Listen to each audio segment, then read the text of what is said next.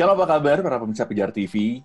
Dan pada kesempatan kali ini, kita akan sama-sama menyimak jawaban-jawaban dari pertanyaan yang sebetulnya sudah pernah disampaikan dalam acara webinar kita setiap hari Kamis jam 7 malam. Dan acara ini kami namakan Bapak Nur Menjawab secara online, ya, karena waktu pandemi seperti ini belum memberikan kita kesempatan untuk kita bisa secara langsung, untuk kita bisa melakukan produksi di studio. Tapi itu tidak menjadi halangan untuk kita tetap membahas pertanyaan-pertanyaan yang akan diberikan oleh Bu Syafa kepada Bapak Dr. Bambang Nursena. Ada beberapa pertanyaan dan saya akan berikan kepada Bu Syafa untuk memulai pertanyaan dan akan dijawab oleh Pak Bambang Nursena. Silakan Bu Syafa.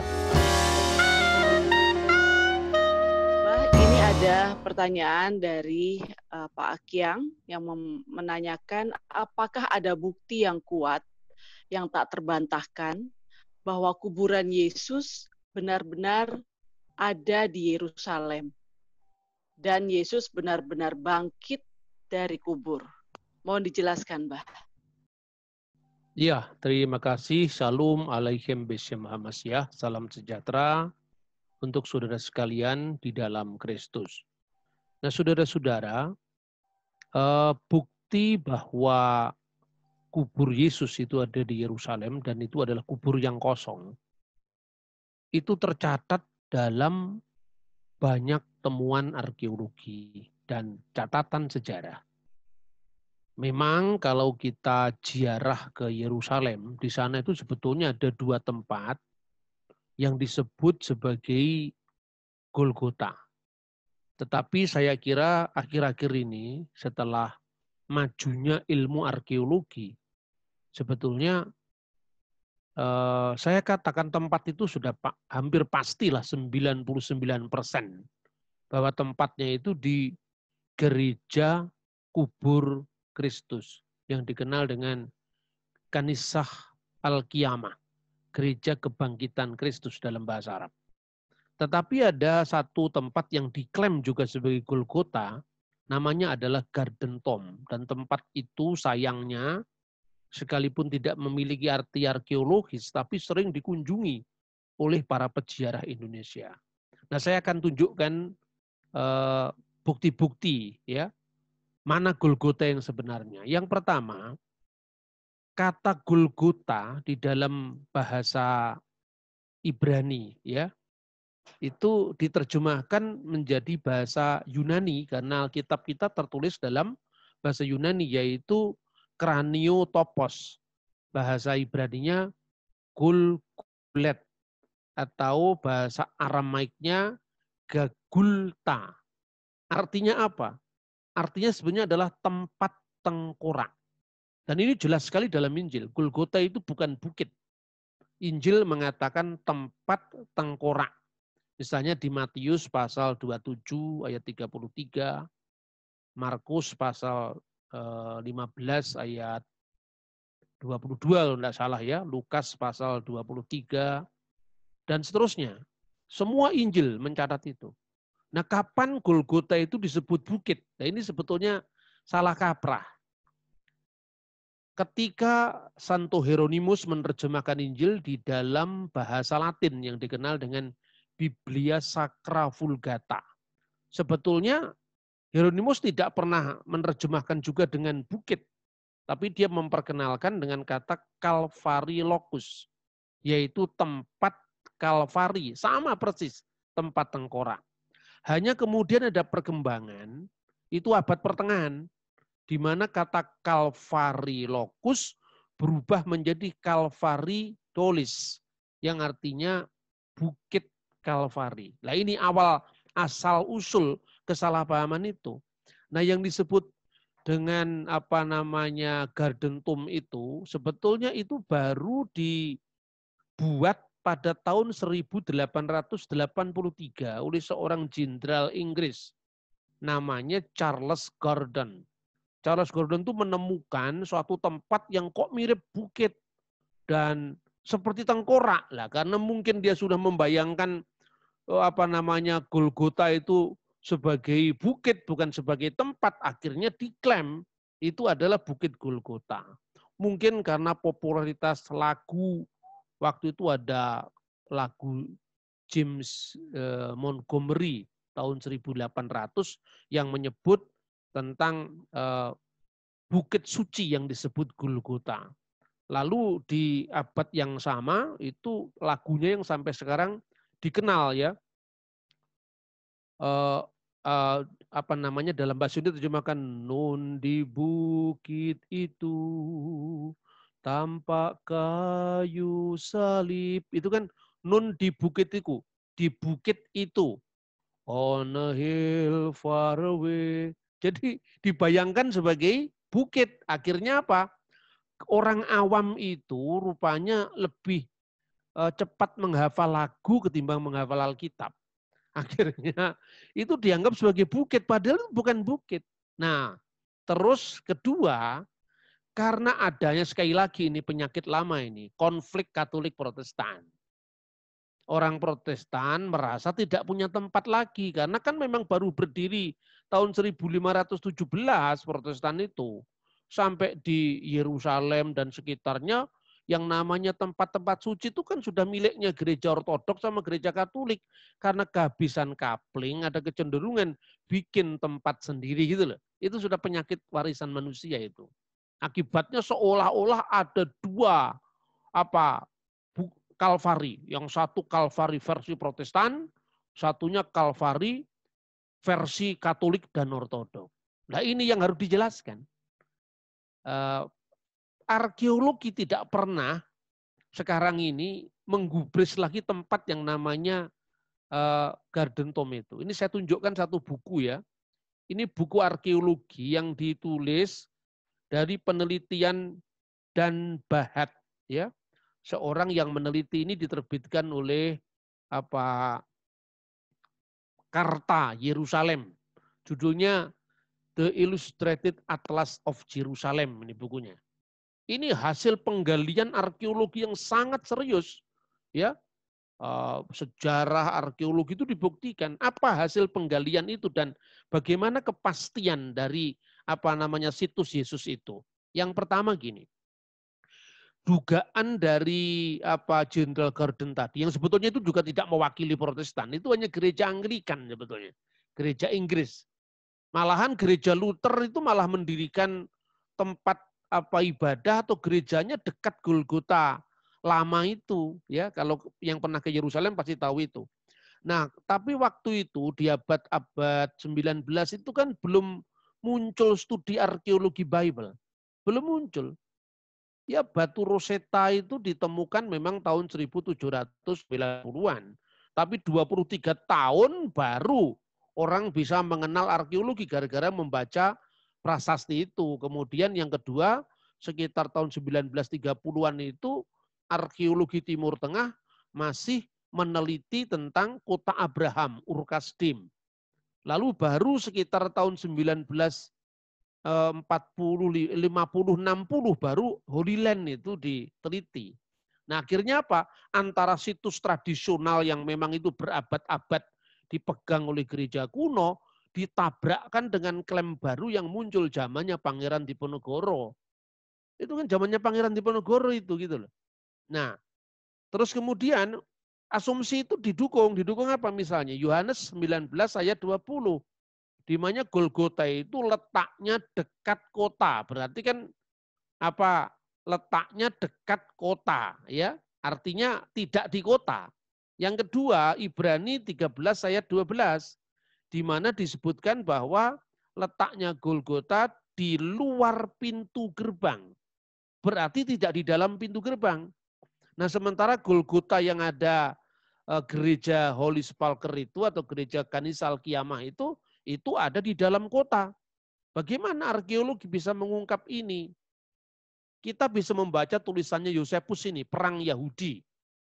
Ini ditulis tahun 90 Masehi.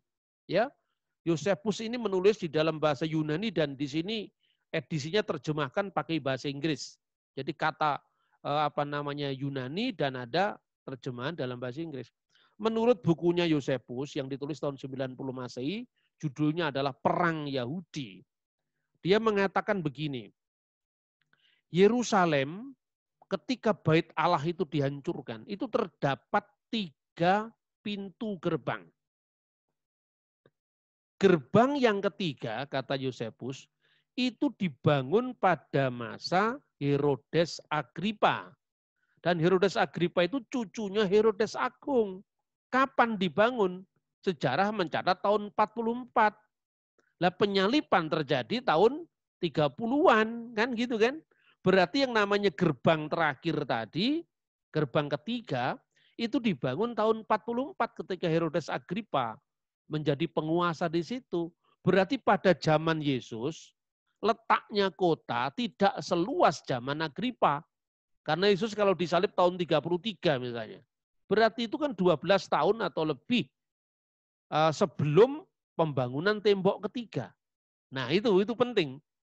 Terus kemudian Yosefus juga mencatat, ini data arkeologi ya, bahwa tembok ketiga itu, katanya Yosefus, dibangun selain pada zaman Agripa, letaknya ke sebelah utara, tidak terlalu jauh dari Benteng Antonia. Benteng Antonia itu tempat pengadilan Yesus, tempatnya Pilatus mengadili Yesus. Tidak jauh ke bagian utara dari Benteng Antonia. Dan itu memang situsnya jalan salib yang dipakai oleh gereja-gereja tradisional sampai hari ini, karena tidak terlalu jauh dari Benteng Antonia. Dan jalan salib itu persis 14 stasi, sekalipun 14 stasi itu ditetapkan pada masa Fransiskan, pada masa perang salib. Tetapi kita punya catatan-catatan, misalnya peziarah dari abad keempat, namanya Egeria, catatan Hieronymus, penerjemah Vulgata dari abad keempat, itu ada semua. Bahkan yang lebih kuno dari situ adalah terdapat informasi. Misalnya ya, pertama Hieronymus, dia mengatakan begini, selama 180 tahun, jadi 180 tahun dari masanya dia hidup, bahwa orang-orang Roma itu telah mencemarkan tempat-tempat suci kita dengan berhala-berhala mereka. Telah mencemarkan tempat suci kita dengan berhala-berhala mereka. Nah, apa yang dikatakan Yosefus ini, yang dikatakan oleh Hieronymus ini, ternyata dibenarkan oleh catatan sejarah yang jauh sebelum dia, yaitu kira-kira tahun 160, seorang bapak gereja, pujangga gereja, namanya Melito dari Sardis. Melito dari Sardis itu mengatakan bahwa Golgota pada zamannya dia tahun 160 terletak di tengah jalan, di tengah kota. Di situ dibangun kuil Hadrianus, kuil kaisar pagan, untuk supaya orang Kristen tidak datang ke tempat penyaliban Yesus, seperti bahasa Hieronymus, agar mereka agar kita melupakan salib, tempat di mana Kristus itu disalibkan. Nah, kemudian tahun 333, jadi ada Hieronymus ya, tahun 340 sampai 380, dibenarkan oleh catatan sejarah yang lebih tua, yaitu Melito dari Sardis tahun 160. Lalu ada catatan lagi tahun 333, itu seorang peziarah dari barat namanya Bardiuk. Nah, Bardiuk itu mengatakan ada gundukan kecil, bukan bukit, gundukan kecil di Golgota tempat Yesus disalibkan. Lalu arkeologi menemukan di tempat di mana gereja kubur suci itu sekarang berdiri, itu ada tempat tertulis dalam bahasa Latin, ditemukan inskripsinya. Bunyinya gini, ya Tuhan, aku telah pergi ke sini. Itu yang mungkin dicoretkan oleh para peziarah yang datang pada saat itu. Dan terakhir adalah tahun 383. Seperti tadi saya katakan, itu seorang peziarah dari barat juga namanya Egeria. Dari Egeria inilah arkeologi Holy Land banyak sekali merekonstruksi tempat-tempat kejadian, termasuk tempat penyaliban, termasuk kolam Bethesda, termasuk tempat-tempat suci yang lain, bahkan sampai ke Sinai. Itu dicatat kita banyak berhutang budi pada tulisan dari Egeria ini. Di mana Egeria itu mengatakan Kaisar Konstantinus ya mendirikan gereja yang lebih besar, letaknya di mana? Dia sebut dalam bahasa Latin Quae Ecclesia in Golgotha Espos Crucem. Di atas sebuah gereja lebih besar dibangun di atas Golgota, tempat Yesus disalibkan. Dan itu jelas. Makanya kemudian kalau dibandingkan dengan Garden Tomb itu ya memang bukan situs arkeologi.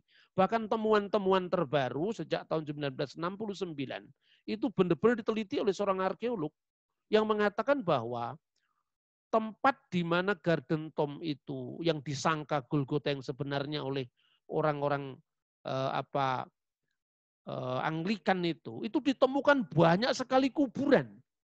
Nah, padahal Alkitab mengatakan taman di tempat di mana Yusuf Arimatea punya tempat itu yang dipersembahkan untuk menguburkan Yesus itu adalah taman yang sebelumnya tidak ada kuburan. Itu kuburan baru. Itu dicatat dalam Yohanes pasal 19 ayat 41-42.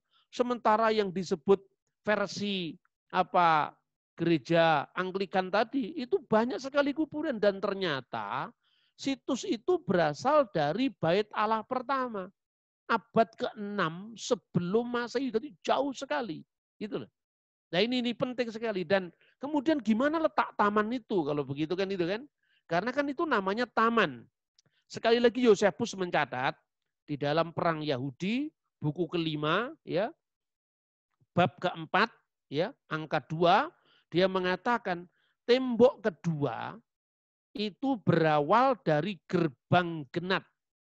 Dan gerbang genat itu melingkar ke bagian utara sejauh benteng Antonia, seperti yang saya kutip tadi. Berarti yang namanya taman itu disebut gerbang genat, batas antara tembok pertama dan tembok kedua. Dan kata genat itu di dalam bahasa Aramaik artinya taman. Bahasa Ibraninya Gan, misalnya Taman Eden, Gan Eden. Ya, gerbang genat adalah gerbang taman dalam bahasa Aramaik dan menjadi bahasa Arab jannah. Jannah itu artinya taman juga. Maka diartikan taman atau surga karena surga itu mirip taman, kira-kira seperti itu. Fakta ini adalah fakta arkeologi. Makanya setiap kali saya membimbing ziarah ke Israel, saya tidak pernah mau masuk ke tempat yang namanya Garden Tomb itu. Karena apa? Ini memang bukan situs arkeologi. Orang datang ke Yerusalem itu kan kadang-kadang cuma sekali dalam sehidup, masa salah sasaran tempat kan? Daripada datang ke situs yang dibikin-bikin dari zaman Diponegoro karena itu memang karena nggak tahu waktu itu, lebih baik saya arahkan ke Museum Alkitab di mana disimpan penemuan The Dead Sea Scroll yang usianya 2000 tahun lebih, sementara orang Indonesia itu mempertanyakan keaslian kitab suci kita. Nah itu. Lalu yang berkaitan dengan pertanyaan ini adalah apa ada bukti tentang Yesus itu bangkit? Ya. Pertama saya tunjukkan adalah bukti historis di luar kitab suci. Kalau kita mengatakan itu bukti di dalam kitab suci, ya tentu saja setiap orang ya percaya kitab sucinya kan. Tetapi fakta-fakta catatan Roma, catatan Yunani, itu menunjukkan bahwa orang-orang Kristen itu biasa melakukan peribadatan pada saat menjelang atau saat fajar. Mereka melakukan himne kepada Kristus seperti kepada dewa, karena itu kan dari tulisan orang pagan, seperti Deus dalam bahasa Latin. Artinya apa? Bahwa sejak abad awal sekali, musuh-musuh kekristenan itu menyadari bahwa pusat iman Kristen itu terletak pada kebangkitan Yesus. Gitu. Nah, itu satu. Yang kedua, terjadi mujizat kebangkitan itu. Dan ini dicatat misalnya di dalam Talmud Yahudi misalnya. Kalau Talmud jelas kan menunjukkan Yesus memang mati disalib menjelang perayaan Paskah, itu kan jelas dalam Talmud Sanhedrin 43a. Tetapi di dalam bagian traktat-traktat yang lain juga dikatakan bahwa bolehkah orang disembuhkan di dalam nama Yesua. Artinya apa? Terjadi mujizat atas kebangkitan Kristus itu. Itu bukti dari sumber-sumber non-Kristen. Yang ketiga, bukti mujizat. Setiap perayaan Paskah di Yerusalem, itu selalu ada api suci yang muncul dari kubur yang kosong. Nah, mungkin saudara bingung ketika saya katakan ini bukunya ada itu, dan saya punya dokumen sejak abad ke-8, abad 9, ketika umat Islam menguasai Yerusalem, itu tidak ada rekayasa. Memang mereka itu patriark gereja Ortodoks, ya Ortodoks Yunani, Ortodoks Koptik, Ortodoks Syria kan di situ satu kapling. Itu selalu setiap saat Paskah itu, ya, itu mereka masuk ke kubur kosong itu, tiba-tiba lilin yang mereka bawa dalam keadaan mati, itu kemudian menyala, dan itu yang disebut api suci. Dan api suci ini bukan hanya catatan orang Kristen.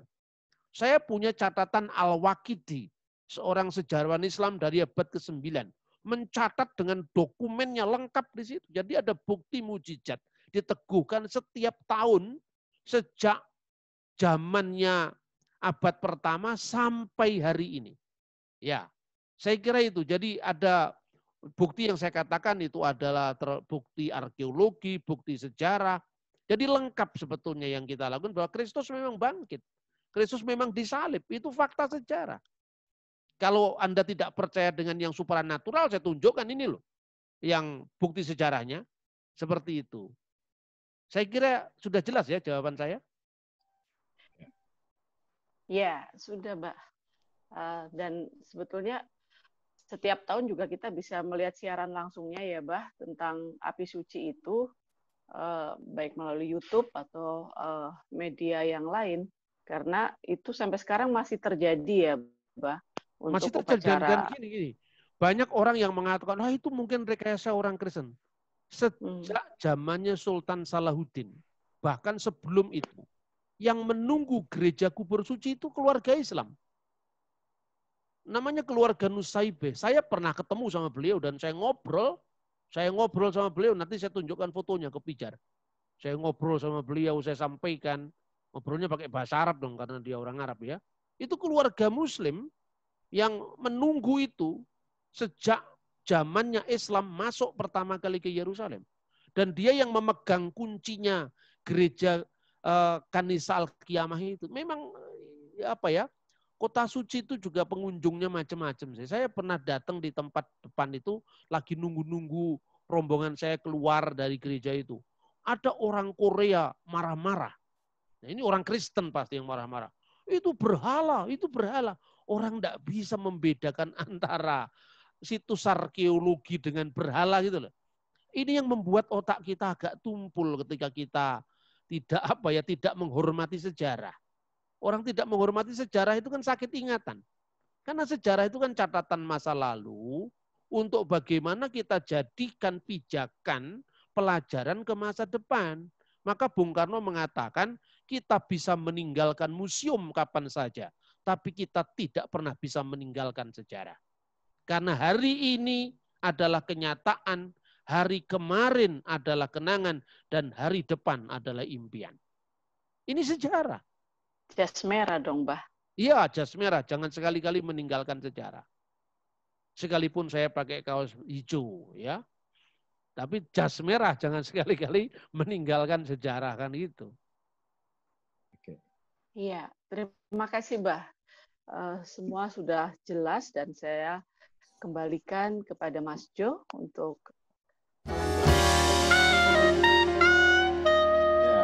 demikian para pemirsa Pijar TV. Kita sudah mendengarkan jawaban dan penjelasan dari Bapak Bambang Nursena.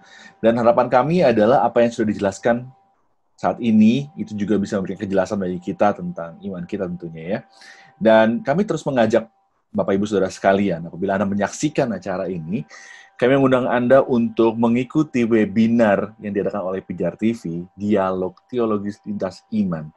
Adalah sebuah acara, sebuah webinar untuk kita bisa lebih mengenal, lebih perdalam, dan mengerti tentang iman kita. Ada banyak topik menarik yang disampaikan oleh Dr. Bambang Nursena mengenai keimanan kita. Anda bisa ikuti setiap hari Kamis jam 7 malam waktu Indonesia Barat. Dan Anda bisa mengklik link untuk pendaftarannya di bit.ly/dialog lintas iman atau bit.ly/dialog lintas iman. Kami mengundang Anda untuk bisa mengikuti webinar ini agar Anda bisa mendapatkan penjelasan-penjelasan yang tentunya lebih dalam, lebih jelas, dan Anda juga bisa lebih mengimani apa yang Anda yakini sebagai umat Kristiani. Kami ucapkan terima kasih kepada Bapak Bambang Nursena yang sudah memberikan penjelasan kepada kita, dan kita akan bertemu lagi dalam acara Baba Nur Menjawab. Terima kasih. Tuhan Yesus memberkati.